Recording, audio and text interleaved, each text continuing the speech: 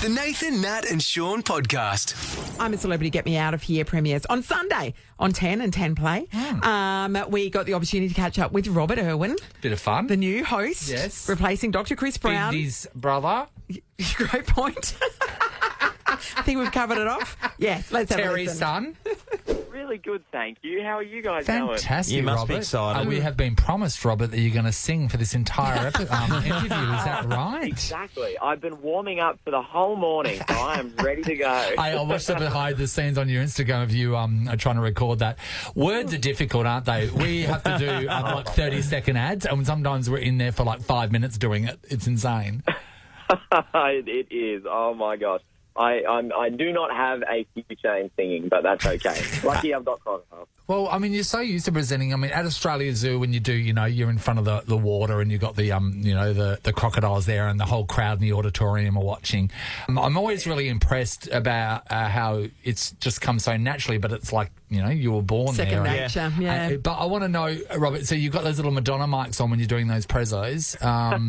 Did you ever, was it ever not turned off in time and you've done something Bit inappropriate? of a hot mic situation. Yes. I tell you, I've had the opposite. I have had so many mics ruined because I have a habit for just jumping in the water with the croc. And then our AV team absolutely hates me because I'm in there feeding the crocodile and I just cut out. So I end up having to yell to about 5,000 people. But, mate, feeding crocodiles is great fun, hey. The most important thing, though, you can't have an ego. You got to have ultimate respect for that animal while it's striking out because they're just power, raw power. It's insane. But I like the description of little Madonna mic, yeah. Hey, Robert, with the crocodiles, which you always talk about, we see you playing with snakes quite regularly. I was wondering if you have like a domesticated pet. Actually, a few. At home, I have a pug. Oh, Stella. right. Yeah. Yep, and she's gorgeous. Keep that away from the crocodiles. They'll be like, yeah, come Definitely. on. She got no fear of anything. She'll just walk up to anything and just go, how you going? So it's a bit of a problem. I also have chickens as well. Yeah. Oh, right, chickens, yeah. I get my fresh eggs every morning. They're really cute. We just got 3 new ones. This is the big scoop. 3 new members of the Irwin family. Cindy, Mochi, and Waffles, the chickens. That's Chicken and waffles. Chicken waffles I never makes thought I would sense. like chicken and waffles until I had it, and it was bloody delicious with that syrup on there because that's America, sweet with with savoury. It's so funny, Shaun. That's Your joke. not the segue. That's not the segue. No. We're talking about live chickens, mate. Well, you called it waffles. We're talking about eating animals. I Shaun, did. I brought that upon myself, didn't I? Yeah, when you were talking about feeding the dog possibly to the crocodiles, they wouldn't eat that. They'd look at a pug and go, "Someone's already chewed it." It's all skin. There's no Someone's meat chewed here. this up and spat it out already. I'm not having that. Hey, Robert, I was thinking, obviously when you're filming over in South Africa, then you'd be, after you're filming, you go back and you're staying at a hotel, whatever. But I would imagine that you would be, are you more comfortable if you were camping out and being like the celebrities just under the stars? Are you that type of person anyway? Yeah, probably. As long as I'm not eating like cockroaches and fish eyes and what they're doing. Other than that, Testicles are fine. Yeah, I would definitely live the life of the camp, mate, being out and about. It's such a beautiful place over there. And, I've spent a lot of time near where that show is shot because we've got conservation work very close to the set. I've spent, many, many a month out there with anti-poachers, the black members, anti-poachers out there and looking at the wildlife. So I'll be fully immersed, mate. I'll be getting right in amongst it when I go over there. No doubt. Yeah, love it. Hey, your whole life is Australia Zoo, right? And then also, your family works there. And that's all we think that you live and exist in Australia Zoo and that's it, right? But your life, say your other friends, people that you hang out with, is anything away from that, or is everyone so deeply involved in your world? Most of what I do, it is centred around wildlife. And a lot of people say, you're not doing that, what are you doing? And that, it truly is more than just what I do, it's who I am. Yeah. But, I'm also a passionate surfer and mountain biker, and I've got so many different circles as well that I have. And as a kid growing up, it was pretty awesome because whenever it was, okay, who's going over to whose backyard? Mine was always top billing, I bet it was. I've got a swing, I've got a trampoline. Yeah, Shut up, I've got a crocodiles. Yeah. So it doesn't matter who I hang out with, they end up being right in there with all the wildlife. Are you Oh, good yeah. at surfing? Because, Sean, how do you rate yourself as a surfer, Sean? Oh, I'm a 5 out of 10 personally. Yeah, Robert? What are you, reckon? Robert? That's good. I mean, I enjoy it. I don't know if I'm any good at it, but I enjoy it. That's the main thing. Well, who have you been surfing with, Robert? Because you're over in Queensland. There's plenty of champions that have been over that way. So have you caught up with a couple who've gone for a paddle? Jeez, oh, mate, I don't know if I'm at that level quite yet. But, my dad was a very passionate surfer, and he absolutely loved the craft. He loved that sport so much. And he actually became friends with, of course, the GOAT, the greatest of all time, Kelly Slater. And he's actually been a big supporter. He's always supported our family, and every now and again, he reaches out with a little message of support. He's nice. a very down-to-earth and awesome bloke, I'm yet to really catch up and surf with him. I think I'm going to have to train for like a year if I was to do that. Yeah. But, we've always been kind of part of the surfing community, yeah. Hey, Robert, is it true your dad's going to be back on screen soon? Yeah, that's very true. We've actually got a really cool little legacy project that we've been working on, just a little snippet that's going to be on TV. It's going to be out very, very soon. Yeah. It's just a little glimpse into Dad's passion for his cause, for Australia Zoo, for his home, for his family, and just a little dose of Dad back on TV. So keep an eye out for that. It's going to be great. Oh, that's All right, amazing. can't wait. Can't wait to see you as well on I'm a Celebrity. Get me out of here, happily as a host and not as a contestant. That way you don't have to eat the gross stuff. Oh, yeah. It's kicking off Sunday, the 24th of March on 10 and 10 Play. Thanks for catching up, Robert. It's a pleasure. Thanks, Good Robert. on you. Great Bye, to talk to you. mate. Good on you, mate. It's the Nathan, Nat and Sean podcast. Yeah, Rodrigo there with Hey, a song Rob. for Nathan about a Yes. vampire. Hey, everyone. Loves a vampire, don't you? Hey, Angel. Hey, Spike.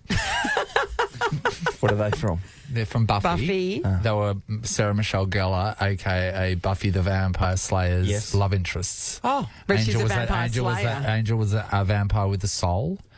And So it's tough. It was a gypsy curse. Therein it lies the conflict. Yeah, because as he a doesn't want slayer, to kill people. you And don't want yes, to. Yeah. Slayers it's one girl born to every generation to kill the vampire. I was just and that- asking for and Ross, then- that's all. And, And then then- when you fall in love, Yeah. yeah. And then she fell in love with then With the she vampire. died. Then she died, Sean, and then came back, and she felt like she was missing a part of her soul. So then she hooked up with Spike, who didn't have a gypsy curse, and then after she falls in love with him, he gets a gypsy curse. Oh, and he gets what are his the soul odds? back. And then he dies. Nathan, Sean just looked at me and said, Did you watch this? Don't you screw your face up. I absolutely did not No, watch because this, I can't but I see know nobody Nathan. watching this. I've never watched it, but I know Nathan, and he talks about it all the time. I listen to him. That's the Exactly, difference. Sean. It's like how I know about Alan Iverson from you. I wouldn't have, no one in the world knows about him until you brought him up. What's his nickname? Oh, the answer. Answer. Yeah. Boom. The Well answer. played. Well Yeah. played. Terrible What's nickname. What's by the way. Buffy's nickname? Exactly. Listen to me more. This is the Nathan, Nat and Sean podcast. Bit of news coming out of the Perth airport, everybody. Bit exciting. Scandal. Firstly, they're telling us about a new Parking lot. six-story Six stories. parking situation. Yes. That's That's at the good. international one, which Yeah, is because horrendous out there. not too far away, Qantas are going to move across to that Terminal 2, and so everybody's going to be going from there. So we get back over to the domestic airport, right? And we've always seen those express lanes where you can sort of just drop somebody off without having to pay Yeah, for parking. like the school kiss and drive. Yeah. And to be honest, some people do take the piss out of that. You know, Yeah, they are wait there. there for people that are arriving, Yeah. and that you're not supposed to You're do not that. supposed to do that. So they've decided that they're going to be doing this thing here, which they've started, and there is a boom gate there, and then so you're lining up, and then the boom gate opens, and then from the time the boom gate opens, you have 6 minutes to be able to get in there, pull up, and then unload your passenger, and then Or get collect back your out. passenger, Or it's yeah. going to cost you a $7 fee. Now, people are getting enraged because they're saying traffic is so banked up. You get past the boom gate, your time Yes. starts, and there's 4 minutes spent waiting in your car Yeah. to be able to get to a place where you can let your passenger out and unload it, let alone if anyone has any mobility issues Yeah. or if you're wrangling children. Yes, and 8 bags and all the rest of it. Now, Yeah, that's right. A lot of people have been able to get out in time, but they said it's a real struggle. But several people now have come out and said, we refuse to pay. So- They got so- to the boom gate and they said no. I've done So this. then what happens? Well, they just refused to pay. No, they end up. They said there was for a while there. They end up having to put the boom gates up to let people out because people weren't paying. Yeah. I've done this recently because I was dropping people at the airport. Yes. And you're 100% right. So it's got a big sign that says 6 minutes. That's your time limit. But when you go in there, people are getting dropped off left, right and centre. So you're not going to get a bay straight away. Yes. You just have to wait your turn. And if you're already in there, you're in trouble. The other thing is, you get out of the car because the person you're letting go, you're leaving. So you want to say goodbye. You're not just speeding. You're not just speeding off the moment the door closes. Help them out with their bag out of the car. Of course, because you're a gentleman. Yeah. Well, and if there's a puddle, take your jacket off so she can walk across it. If they're going to do that, what they need to do is actually limit the people in there at any given time. So that's right, but then they're just queuing up. Put that up there. Yeah, that's right. That's right. Because if they do that, then they know the number of spaces in there. If they only let that many cars in and then it's one out, one in, then that's going to work, right? But it's not. It doesn't work that way. Then the queue is at the boom gate rather than inside. And once you've ditched your person to go and get their plane. There's a couple of go and get their plane. It's the best way I could explain it. There's 2 crosswalks that you got to get past. Yeah, there is. What are you going to be So you're waiting for people walking across to the... I'm going to go and get my plane. I don't think that I have the balls to refuse to pay for something. Especially in that circumstance, because it's not like the boom, you sitting at a closed boom gate and then you're causing the problem for the people behind you because they can't get out either. Yeah. I would 100% pay in that circumstance, even if I object to it. Even if a service is completely substandard, I don't think that I've ever refused to pay for something because I'm just embarrassed. Yeah. I'm embarrassed. You know what? You need no shame in these situations. Yeah, no, that's right. I would totally just throw the money on the table and leave. Yeah, we want to talk about... Never go back. We want to talk about if you have refused to pay. No, I'm not paying. I'm not paying. And you just walk out. Because if you do pay, like you just said, Nat, and you just throw the money down, they're not learning a lesson. Oh, no, they're learning their lesson because I never grace their door again. I know. And they notice. Linda's in Morley. Hello. Hi, how are you? Linda, we're talking about when people have refused to pay for something. What's the story? Yeah, well, my husband had a specialist appointment in Leederville a couple of months back, and his appointment was at 2:40. So he arrived at 2:35, checked in, and so we sat down. The girl said to sit down. And so what happened, 3 o'clock came, 3:10 came. There was another couple before us. They went in at 3:10. Yes. 3:30 was still waiting there. Okay. By that time, my husband got up and he went to the reception. He says, "What the hell's going on?" And my appointment was like 45 minutes ago. Oh, no, he shouldn't be too much longer. Anyway, we sat down for another 5 minutes and he got up again. He said to them, "Right, I'm going. This is ridiculous. Just forget about the appointment." Yeah. And then she had the nerve to say, "Oh, shall I email you the bill then?" Right. Like a cancellation fee or the bill for the actual... No, for the consult. Yeah, because they would have a cancellation policy if you don't, 24 hours. Okay, so, yes. Yeah, so she said, and he goes, "You can do whatever you like. You send it to me, but I'm not going to pay for it. I'm not paying. You can do whatever you like." Yeah. And we just left, and she was like dumbfounded. Yes. I would have we said, never I'm received that bill. You never received it? Not I always wonder about that because that's happened to, I think, just about everyone in the community has gone to see a specialist in particular. You wait for over an hour. You ring ahead, by the way, and they go, "Yeah, no, it seems to be running over time, maybe 10 minutes late." And you're there for an hour. But... Can you invoice them for your time? Yeah, that's what I always think. Wait, just get my invoice. Yeah, that's what my husband said. Like, do we invoice for our time wasted? Why should we pay for your stuff up? Yeah. At least come to us and say, well, he's running 10 minutes, 15 minutes behind, and we would have understood. Yeah. But she said They didn't say nothing anything, at all, so we just walked out. And also, at that point, you're doing them a favour because now he can catch up for the next client. I have to tell you, I wonder if I had a partner. Let's go to that dimension.